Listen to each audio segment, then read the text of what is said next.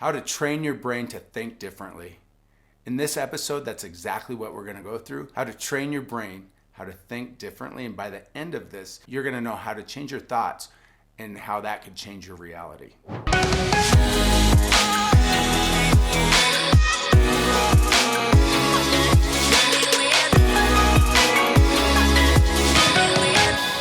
We're going to go through 7 tips or 7 habits to change your reality. So you want to stay through to the end to get all of these. So maybe you have a bad habit and there's something that you want to change. So identify what you want, right, in replace of it. So maybe there's things like, we all have limiting beliefs to some degree. So as you're aware of these things, as you identify them, thoughts are things. So you could identify maybe a negative thought process or pattern that you're having that you want to identify. Once you've identified, you want to substitute it for a positive thought.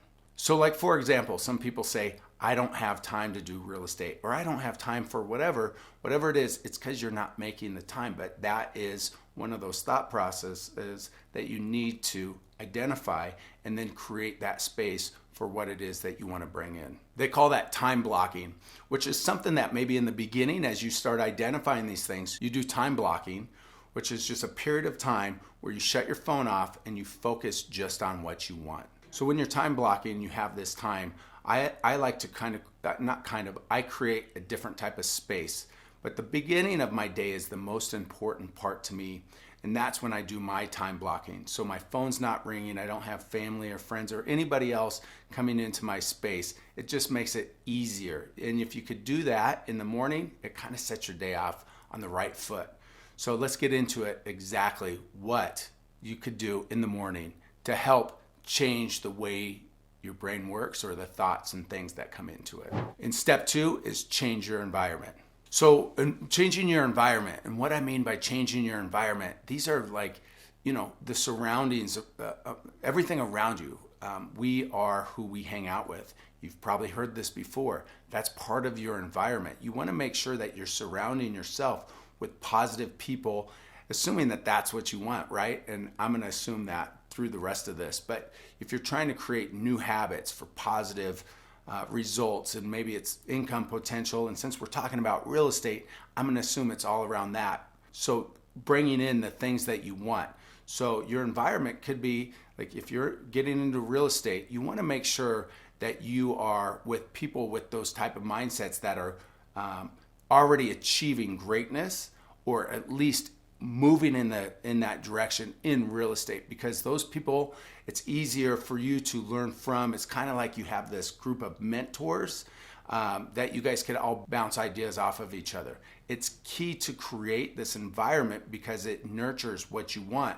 If you're hanging out with people with limiting beliefs that really they don't want to accomplish anything, they don't want to go out and have it necessarily work for it. If you're creating something new, often it makes the people around you uncomfortable, and they're probably going to fall out of that environment anyways. But again, finding new friends and influences and people that you could surround yourself with will help you in that environment and create exactly what it is that you want upstairs. Also, from an environment standpoint, that could be you pick an area of your house, office, whatever it is. You pick an area that is clean from clutter. If it's cluttered, get it all cleaned up. Make sure it's organized so you're not focused on all of the stuff around you, all right? Make sure it's a good environment for you to be able to focus in on these things. Because if stuff is out of place, it demands your attention, and it's gonna pull you from focusing in on the change that you want. Step 3 is you are who you hang out with. You wanna make sure that you are hanging out with the right people. Sometimes it's unfortunate, whether it's family members or friends, sometimes unfortunately they have a tendency, I don't think that they are intentionally wanting to bring you down, but it's a subconscious thing. Maybe they're trying to protect you. They think that you're gonna venture off, maybe get hurt in whatever you're doing financially, or maybe there is some intentional stuff there. Maybe they've tried it before. It didn't work for them. If you succeed, then they have to look at themselves. This is reality. So again, who you're hanging out with. I personally like to find people that have been there and done that, doing that, and then try to level up with them, learn what they're doing.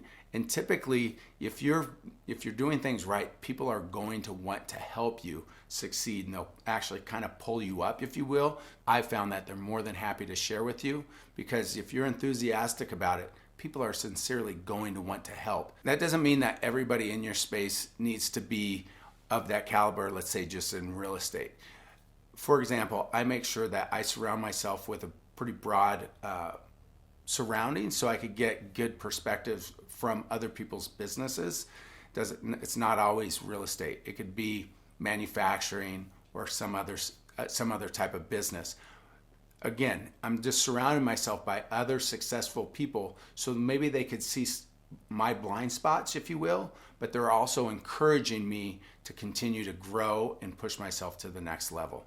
Again, it's a key for you to surround yourself by not just people in your industry, but people that will help you grow. This also means that you'll probably want to set boundaries with some people with negative beliefs. You'll often hear people say, if you hang out with 5 millionaires, you're going to be the 6th.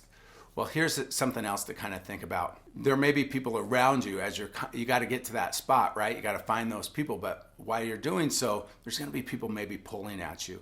Think about it like this. What if someone came into your house, took their garbage and dumped it all over your floor? It's all stinky, it smells, there's banana peels, coffee grinds, and all that stuff. It's just a smell, and maybe eggs, you name it, poultry. You would be pissed off at them if they were intentionally doing that, right? Well, here's the thing. People come to you and they dump their negative beliefs sometimes.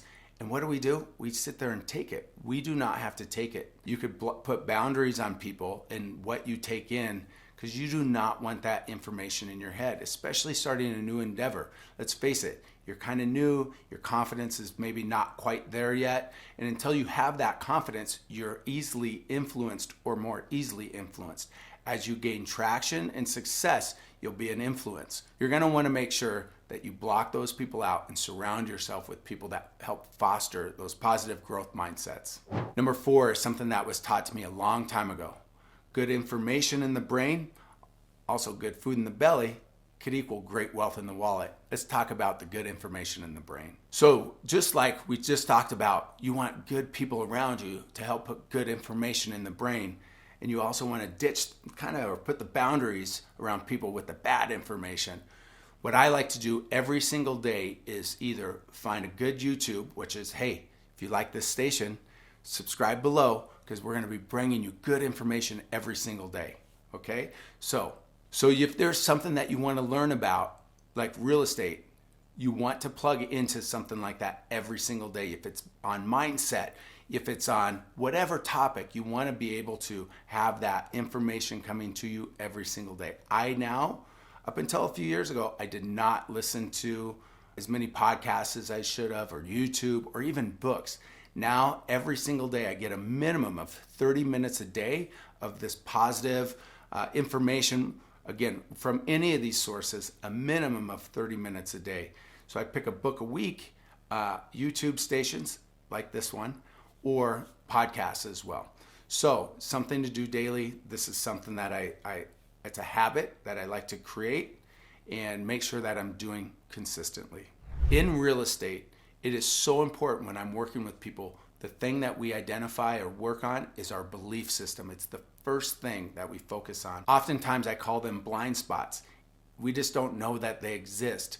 So if there's something that I want to give you and offer you, if you're watching this, and if you stay till the end, I'm going to give you an opportunity to sign up and meet with one of our mindset coaches for personal development. It's going to help you identify your goals and kind of some of those blind spots and put those down on paper so you're well on your way to get going on changing your mind and your belief system. So to reiterate, the number one thing, one of the key things that I've noticed in all of us when we get going in a new endeavor is our limiting beliefs. So what I've done is I have an offer for you so you could identify any of those blind spots and more importantly, the things that you want so you could bring those into your life. So take advantage of that. Click on the link below. Let's get you going in the right direction.